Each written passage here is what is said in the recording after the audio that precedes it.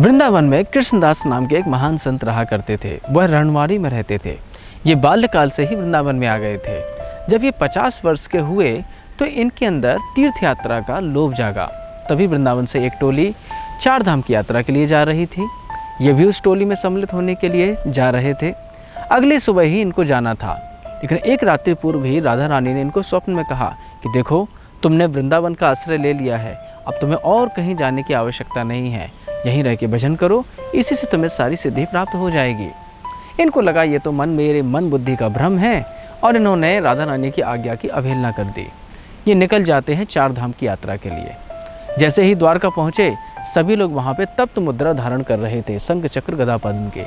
इन्होंने भी देखा देखी के ये चक्र मुद्रा धारण कर ली। यद्यपि हरिभक्ति विलास में इसका विवेचन आता है, लेकिन जो रागानुग भक्त होते हैं वो तप्त मुद्राएं धारण नहीं करते हैं।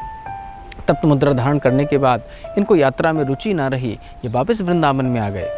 वृंदावन में जैसे ही आए, उस रात्रि में फिर राधा रानी का स्वप्न इनको आता है। राधा रानी कहती हैं, तुमने मेरी आज्ञा की अवहेलना की है, तुमने शंख चक्र गदा पद्म तप्त मुद्रा धारण कर ली है, अब तुम द्वारका में सत्य भावा के परिकर हो गए हो, अब तुम्हारा वृंदावन में रहने का अधिकार नहीं है।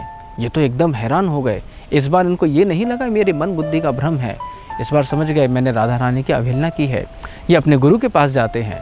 गुरु कहते हैं कि अरे तुमने ये क्या किया, अब तो तुम राज रानी की दासी हो गई हो, अब तो हमारा भी तुम्हें स्पर्श करने का अधिकार नहीं है, हम तो ग्वालिया की दासी हैं, हम तो राधा रानी की दासी हैं। इस प्रकार से इनके गुरु ने भी इनको त्याग दिया। ये तो एकदम बिरहानल में तप्त होने लगे।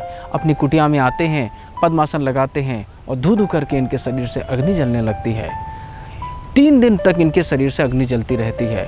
मुख में भगवान का नाम रहता है, राधा रानी का नाम रहता है, और शरीर अग्नि जलती रहती है। जब 3 दिन तक भी इनकी शरीर का दाह समाप्त नहीं हुआ तो कुछ संत आए, कुछ ब्रजवासी आए, उन्होंने सिर के ऊपर रुई रख दी।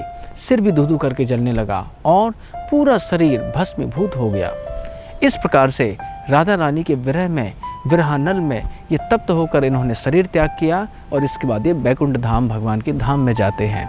ऐसे थे दिव्य कृष्णदास बाबा जी महाराज, जो रणवाड़ी में रहते थे, और उन्होंने भगवान राधा रानी की, कृष्ण की इस प्रकार से सेवा की।